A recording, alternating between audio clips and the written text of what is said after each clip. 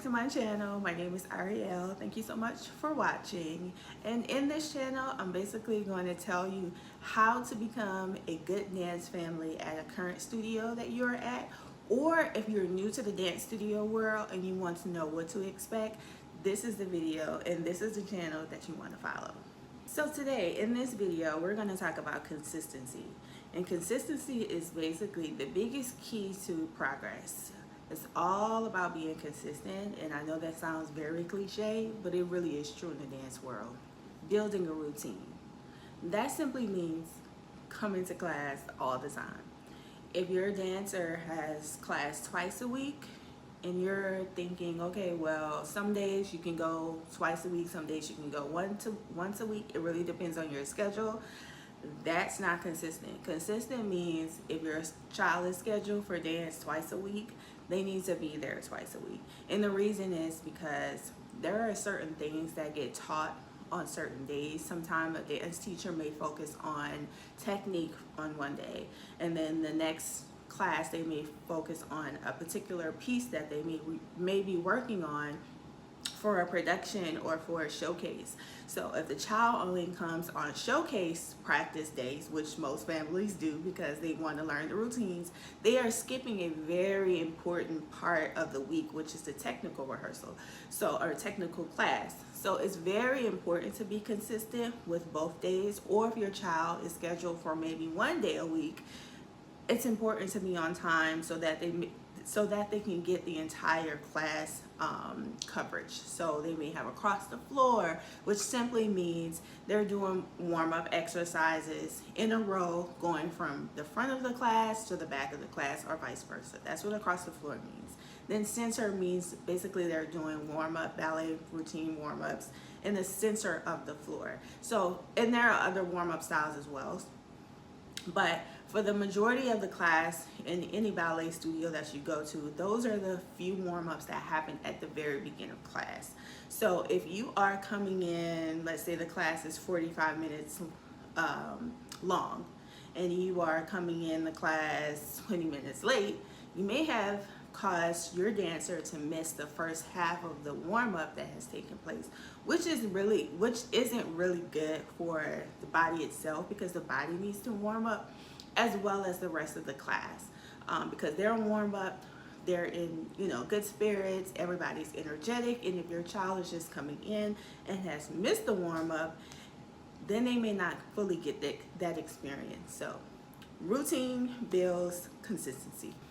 The next point is about small wins, which simply means don't just wait until the recital or the showcase to show the appreciation of your dancer, to celebrate your dancer, to tell your dancer that they are doing well. Every rehearsal, every class, there needs to be some communication between you and your dancers to let them know, I see you trying, I see you doing the things, I see you showing up, and just giving them encouragement consistently is what I mean. So sometimes in the past, as a dance studio company owner, I can tell which students are getting consistent feedback and being celebrated at home and which ones are not.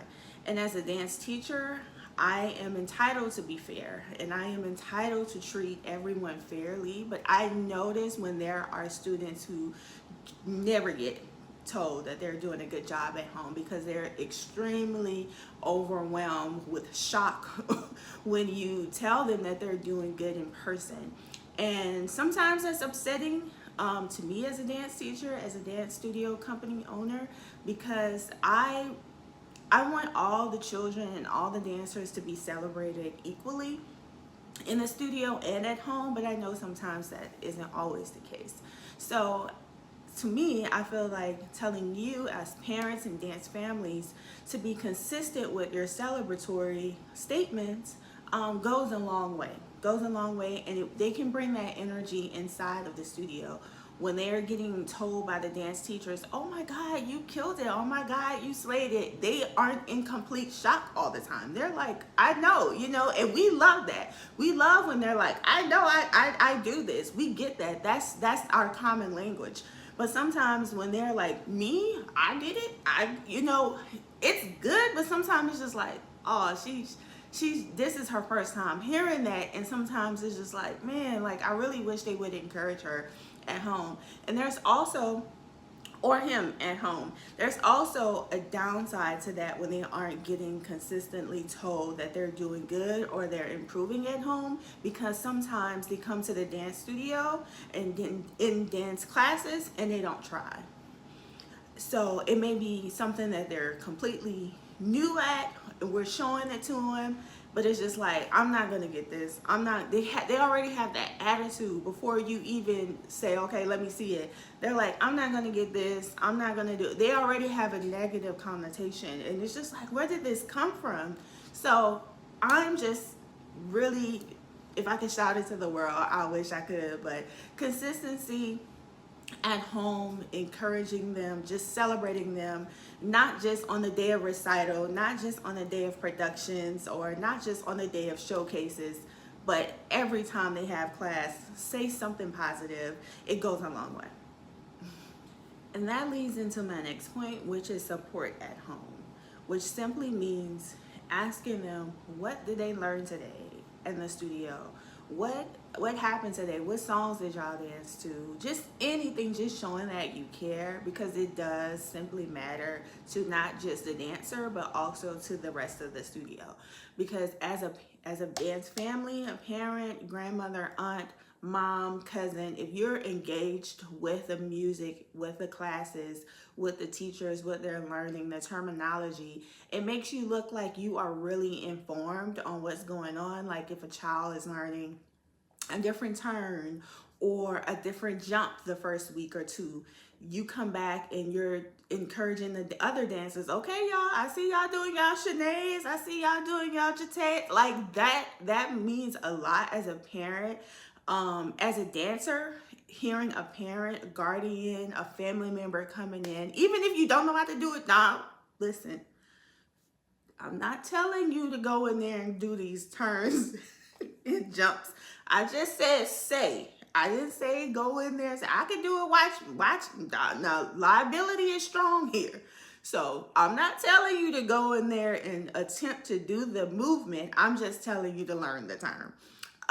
But as the dance teacher, and all the other dance teachers probably can agree with this as well, that may be watching this, it's so cool to hear family members very engaged in what's going on in the class, whether it's with the songs, whether it's with the choreography, whether it's with the theme of the production. Any little thing matters versus just seeing a dancer get dropped off and picked up. It's sometimes it's just kind of like, wow, it really means a lot to see family. Now, I didn't say stay.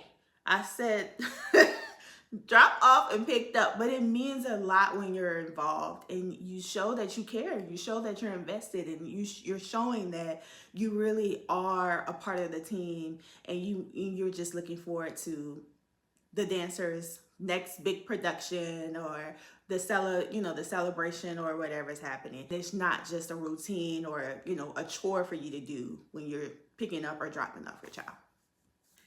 This is my favorite part, and I think everybody's favorite part is the same phase of the dance experience as well, which is production time. Whether it's a recital or showcase, anytime it's preparation for getting ready to perform, it's always such a busy time in the company or the studio. So as a dance family, I'm going to give you some tips on how to navigate that process. And the first thing I'm going to start with is rehearsals. Rehearsals are very important for the dancer to attend. Sometimes rehearsals are scheduled outside of class time, studio time. There may be adjustments to the calendar. There may be additional time extended from the traditional class time. I'm gonna hold your hand when I say this. The reason why it's added to the class time or the studio time is because it's needed. Simple. Simple.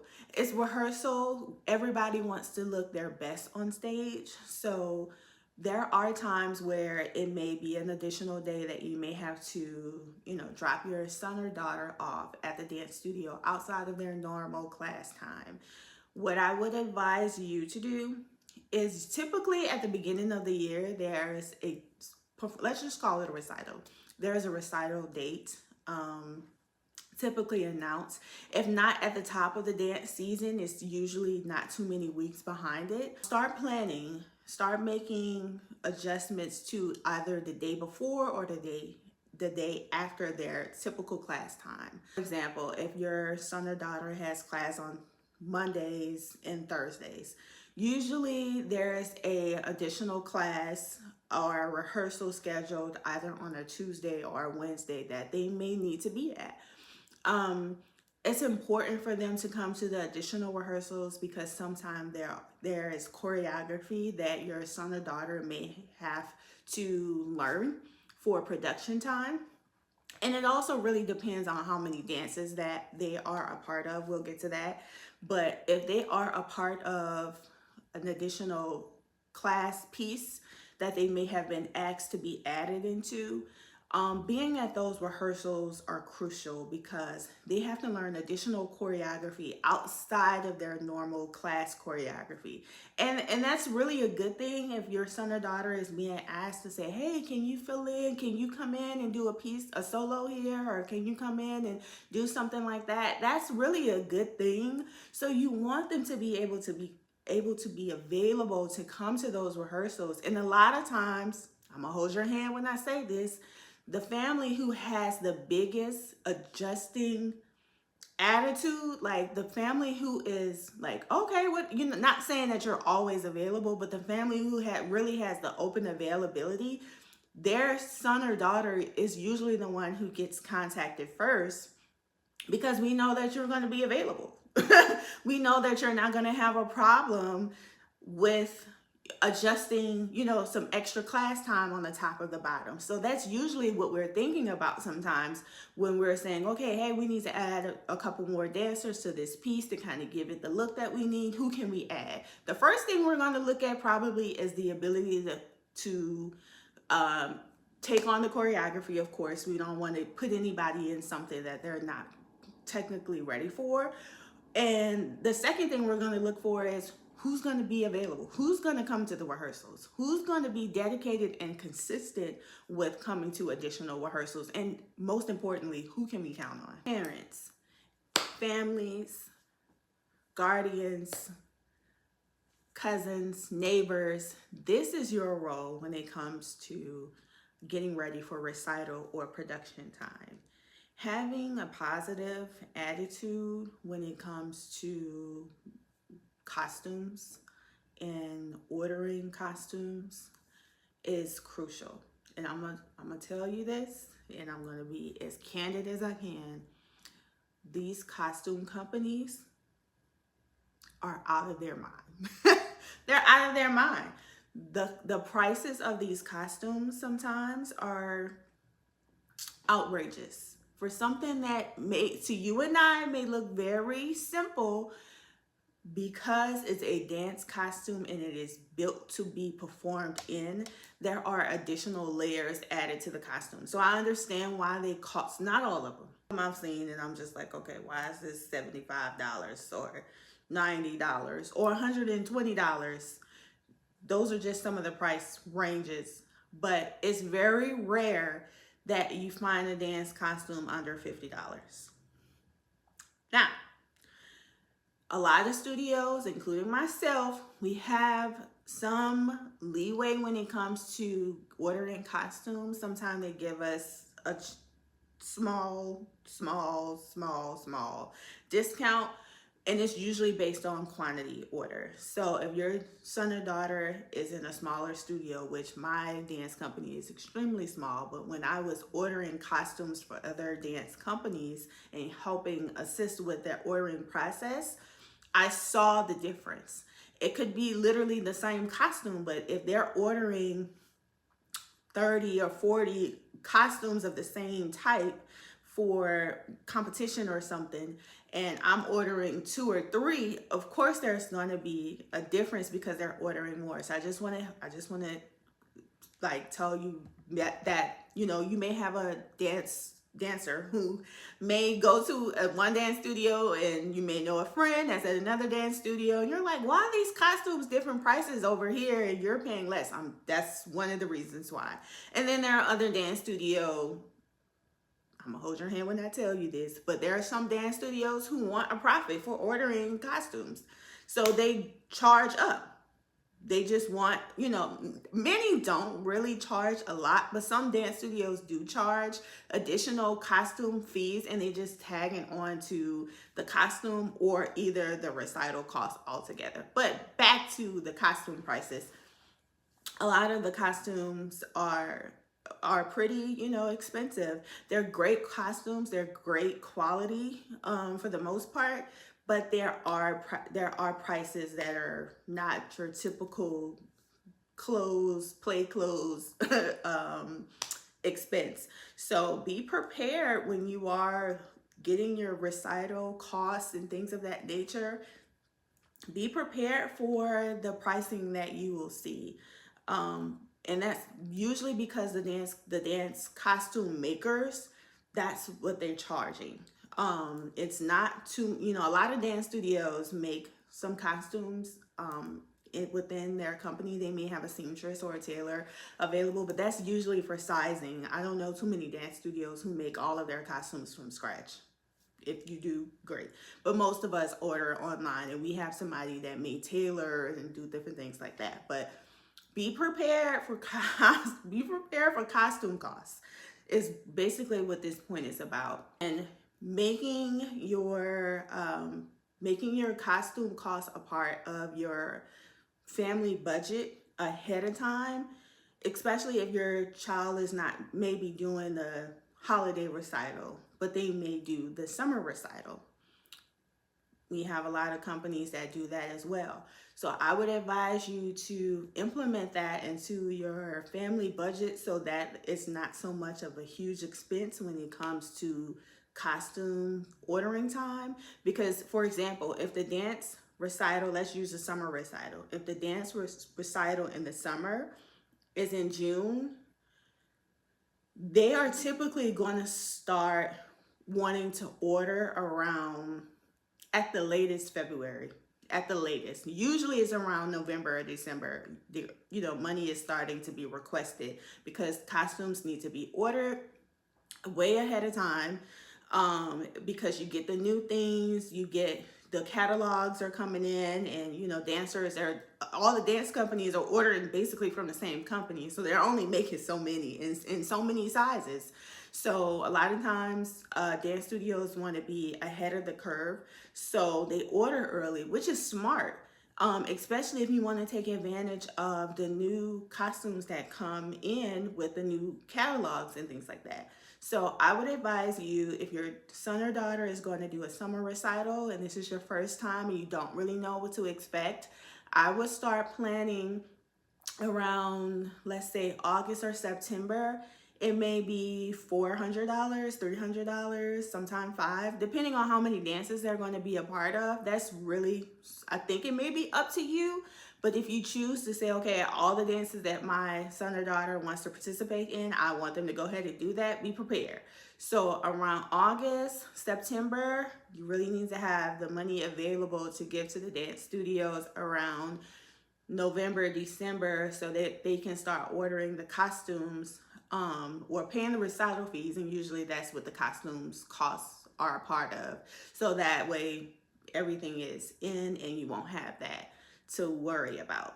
Now there are dance studios like myself who I honestly did a lot of upfront costs, and so I had dance families do payment plans for costumes and recital fees.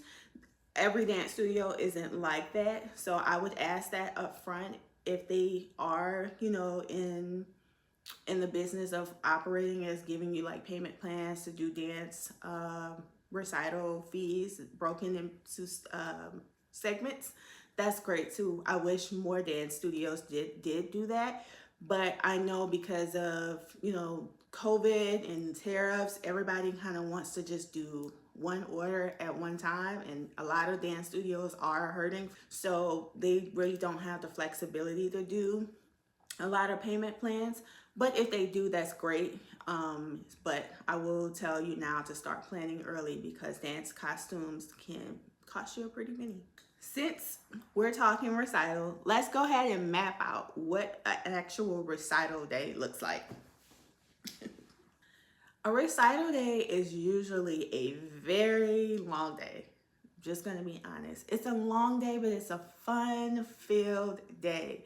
So usually the recital day starts with the families getting the dancers or dancer to the studio as early as possible. So if the show, let's say for example, the show starts at 1 o'clock, typically the dancers are usually asked to be at the studio around 9, 8 or 9.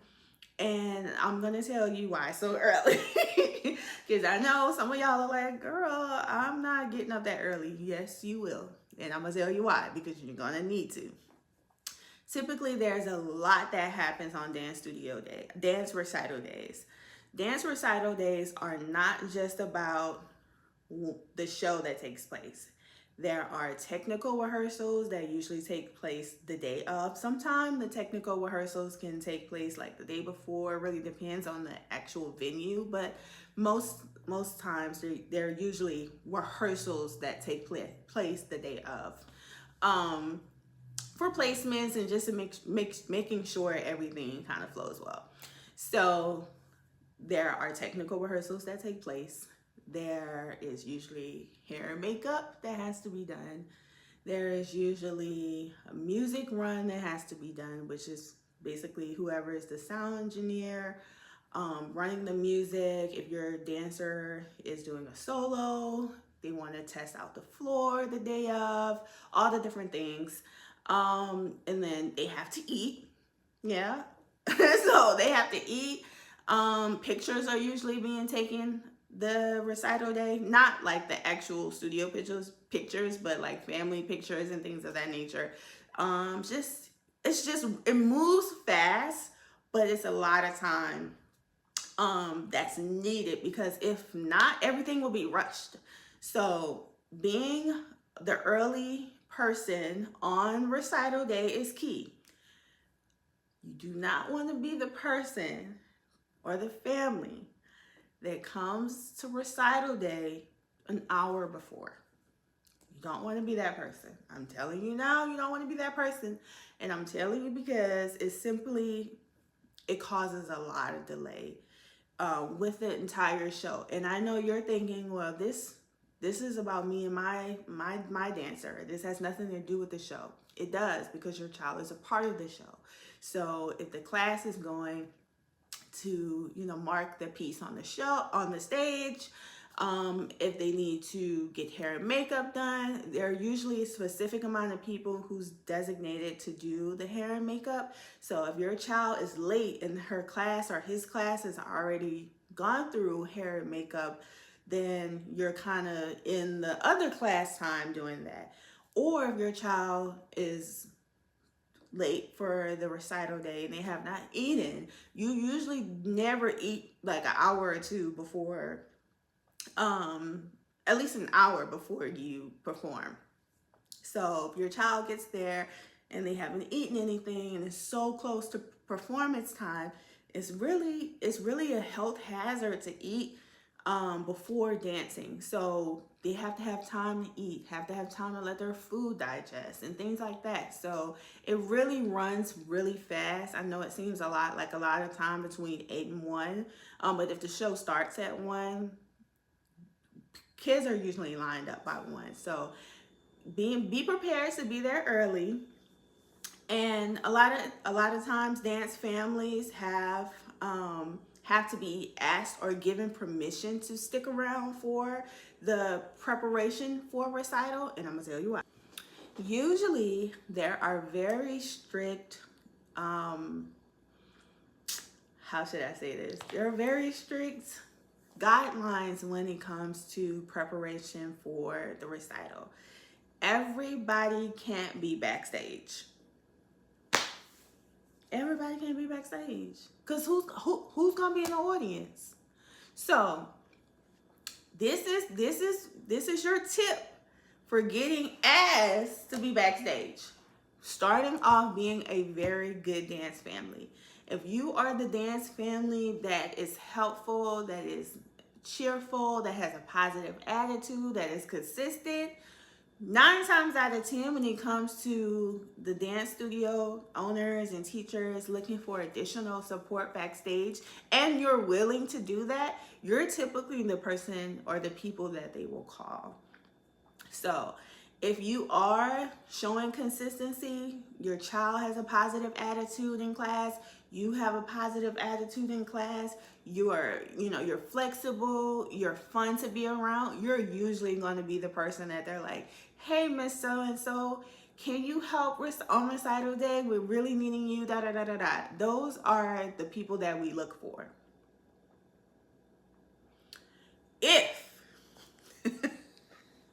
you are a drop-off and pick-up parent, don't you go in there talking about, I want to work for the recital, I want to be backstage. We don't know you, ma'am. We don't know you. We don't know you. And I'm being honest. Now, this is what this channel is about. I'm being honest. And I think that families who are consistent would be safer knowing that there are other parents and families who they see at the studio showing up, dropping their children or child off. It's all about consistency, y'all. So if you are a pick up and drop off parent family, 9 times out of 10, you will not get asked, or you will be declined when you asked if you can help backstage at the recital. Now, if you want to do concession, there's nothing wrong with concession. But if you want to do concession, something that doesn't require us to really interact, then you know there may be a sign-up sheet for that. But if you are looking to be backstage and, in the thick of things, recital day is a very busy day. It's a very busy day. So if we don't know you, you don't know us, things move heavy. Things move heavy. So if you are a parent or a family that's very involved in the studio, you know the dancers' names, you know the teachers' names, you know what the songs are, you know the costumes, you're just familiar with things that happen in the studio. You are in there. And this may be your time to shine at the beginning of the dance studio. Start your dance studio family resume off right this year. Even if you have been at a studio and you're like, dang, I always want to be backstage, I always want to see what they're doing, this is your time to start your dance resume family. Fresh, clean start. Be consistent. So that looks like supporting your dancer at home, encouraging them, doing all of the things that I have mentioned in this video. And then if you follow these things, and when it comes down to when the studio owners and creative directors are saying, okay, who can we put for this, this, and that, I guarantee you will be on that list. If you follow these things. If you do not follow these things, I don't know what to tell you. I don't know what to tell you. You have to be consistent, though. You have to be consistent. And I personally love dance families who are just so fun to be around, so enjoyable to be around. They're just, they have good energy, they're fun, they make you laugh, you make them laugh, they're expressive, they're encouraging. All of that is really needed. Last thing I'm gonna tell you, and this will be the end of my video. I hope y'all enjoyed this video. This is my personality really when it comes to dance. Now I have different personalities in different areas, but this is my pride and joy. So I am very upbeat and happy when I talk about all things dance. But this is the last thing I want to say when it comes to consistency, and this is going back to the actual dancer. Giving the dancer motivation and encouragement is so important, not just really because of the studio environment, really because of life. There's so much happening in the world right now that any child can use any amount of encouragement, any amount of motivation. So if you can do your part, just simply just being there, being available, watching. If they want to show you something that they learned in the studio, show you something that they learned online, on YouTube, watching dance choreography, TikTok or whatever, watching helps. Encouraging, watching them express themselves, watching them grow, encouraging their progress, being nice, being positive. Some parents don't know what to say because they don't know exactly what's happening. Sometimes kids make things up. They do. They come up with these dances, and I am a creative person, so I live it. But I know some families aren't coming from a creative background. So the first thing some families may say is, "What is that?" Don't say what is that. Don't say what is that. Say, what is that? You saw the difference? You saw the difference? That's what you need to do. So be encouraging, be motivational, be inspirational to the kids and the dancers that are part of your life, because they need it. Not just when they're doing the 5, 6, 7, 8 at the studio, but just in life altogether within itself. So thank you so much for watching this video. I hope you enjoyed everything that you heard. If you did, like and subscribe, leave me a comment, tell me some things that you want me to talk about, because I have a list, because I'm in the dance chats with the dance studio owners on Facebook, and they're talking. So if there's something that you want me to address or to talk about, let me know, and I will try to make it in the next couple videos. So thank you so much for watching. Have a great day. Bye.